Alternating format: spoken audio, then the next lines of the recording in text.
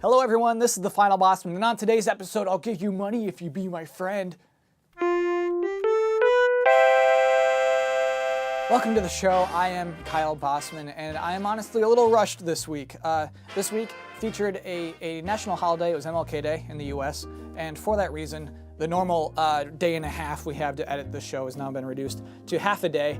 So I was supposed to make it a short episode, but I couldn't because too much happened. And as a result, today's episode will feature little to no video coverage. Also, in the spirit of brevity, going to introduce a new segment. This one's called Complex Problems, Simple Solutions. Complex problem. Nintendo's North American sales figures were released last Thursday, and they were just the worst. Subsequently, Nintendo stock dropped 17%. Simple solution.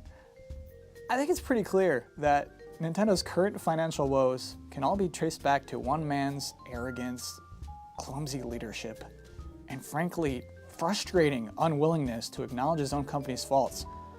I'm speaking, of course, about Luigi. It's simple, fire Luigi. This idiot, he gets his whole year dedicated to him.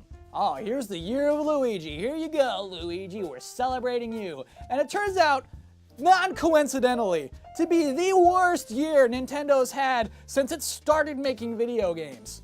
Good job, Luigi. Good job, you little tall weirdo. Okay, so get out of here. This idiot can't leave soon enough.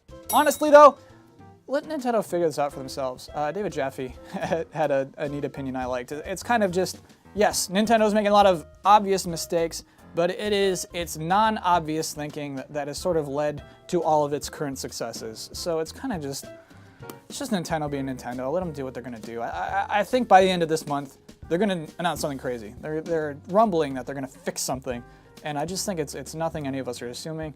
You just gotta let that elephant march how it's gonna march. Complex problem. Microsoft pays YouTubers to advertise for the Xbox One and promise not to tell anyone about it. Man, this one's a doozy.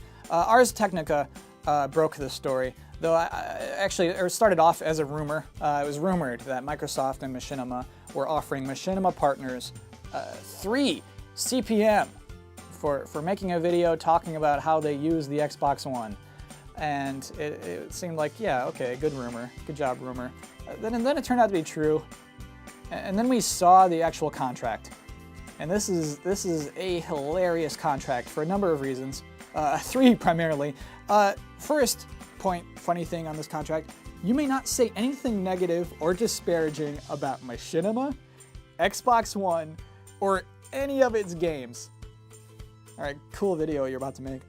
Second, even if you wanted to, you can't say you're getting paid for this, as you agree to keep confidential at all times all matters relating to this agreement, including, without limitation, the promotional requirements and the CPM compensation listed above. Third hilarious thing about this contract, Microsoft pays out until February 9th, or until a collective 1.25 million views has been reached. This seems like a lot to me, 1.25 million views. Okay, cool, Microsoft is paying out big time. But Ars Technica did the math. 3 CPM, that is $3 for every 1,000 views. So 1.25 million views is really only $3,750. That means Microsoft and Machinima are paying out $3,750. First come, first serve. That is $3,750 is invisible on a Microsoft marketing budget. On a PowerPoint presentation, it is not 1 pixel wide on that pie chart. That is so little money, it's like, here kids, here's some change out of my pocket, go make me some videos. Go make some promotional videos for daddy. And also, this promotion lasted 2 days. It started January 14th and ended January 16th. So that means that $3,750 was snatched up pretty fast. And also the assumption is that Microsoft kept reaping the rewards from this promotion for much more than they paid for. Then we learned that this isn't even that weird. Recon XBL, person who leaked the contract originally, And Boogie 2988, popular YouTube personality, mostly for France's character, but also makes genuine video game videos. They kind of came out and said, this actually isn't that unusual. This happens a lot. You didn't know? The big difference here, this thing where you're not allowed to tell anyone that you're getting paid by Microsoft, that is explicitly against FTC regulations. And something will probably be done about that, probably before this episode airs even.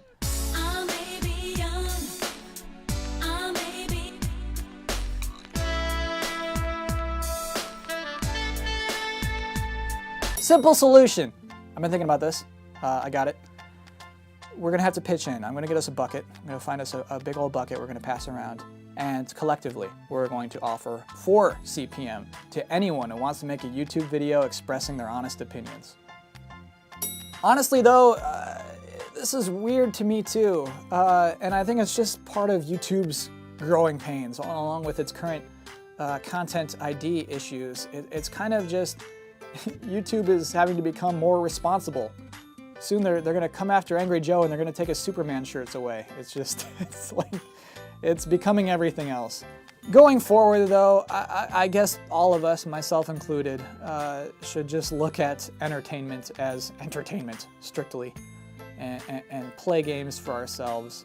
And if we have an opinion that is in the minority, never to feel like that's a stupid opinion, because who knows who's arguing against you. Complex problem. Candy Crush developers King trademarked the word candy for use in video game titles and also clothes for some reason. Simple solution. Hey, stop making games with candy in the title, everyone. Not a problem here. Just stop making those games. Like, you're going to defend your right to use a candy something for your title? Like, don't. Just name your game anything else. In fact, like, make any other game. Don't make candy games. Stop it. Honestly though, this, I think, is just part of the weird system we have. Yes, there are games out there who are named Candy something that are just trying to get in the same searches as someone who searches for Candy Crush, and that's wrong.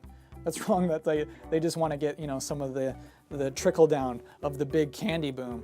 The thing is that in order to stop those people, you have to stop everyone, even the people who are completely unrelated to Candy Crush. We saw this kind of recently when Mojang wanted to name their game Scrolls, and ZeniMax, who owns Bethesda, said, oh, actually, hold on a sec. That kind of conflicts with our trademark of the Elder Scrolls. And that was a whole thing, and that was, basically, they came to a compromise, they came to a settlement. What happened is Mojang's allowed to use Scrolls in their title, but that trademark of Scrolls is still owned by ZeniMax. And that's whatever, that's our weird system. Complex problem. The Steam controller with no buttons suddenly has buttons. Simple solution? Follow the money trail, people. Yeah, we're about to go down one wild rabbit hole. Think about this. First, GameCube controller with no buttons. Then, Steam Machine controller with no buttons. Suddenly, Steam Machine controller with buttons? And not because buttons are superior, mind you, but so it can be cross-compatible with older games. Yeah, like it could be that simple. Really? Do you want us to just eat that up, Valve? I'm sorry, getting... Ooh, I gotta take this. One second. Hello? Mr. Biden? Yes, I was. I'm sorry. No, I know. I promised. Please don't burn my house. I don't think we're recording, no. I don't think I said your name. Okay. Okay. Sorry, that was just my friend, Muggs. Honestly, though, buttons are great. Let's stop trying to replace buttons. I feel like 100 years from now, we're gonna have hyper-intelligent computer brains, and we're gonna order all our food off of Amazon.com, and we're not even gonna know what love is anymore. And we're still gonna like to hit buttons. Like, pressing buttons feels good. Embrace the buttons. Hardware manufacturers, embrace the buttons. All right, that's the show for this week. I have to say, before we go, that last week I called out to ask everyone what their favorite demos were, and I honestly kind of expected us to all like congratulate the same like 3 demos, but there was an almost inspiring variety of different demos that we all loved. So thank you for participating in that. Anyway, if you're on Twitter, you can find me at Kyle Bosman. I will be back here next week. I hope to see you then. Thanks for watching.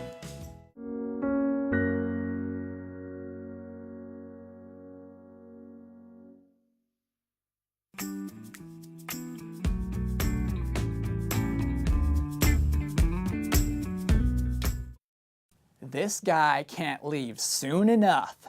It's like, Luigi, you're fired. Please don't fire me, I'm a Luigi. Well, I can't help but fire you. You're fired. What do you mean? What do you mean we don't have time for this? Of course we do. I always riff. This is a great riff. No, it's Donald Trump firing Luigi. How is that not funny? Let me keep going. Where was I? Luigi, you're unresponsible. You're unprepared. And you slip on platforms.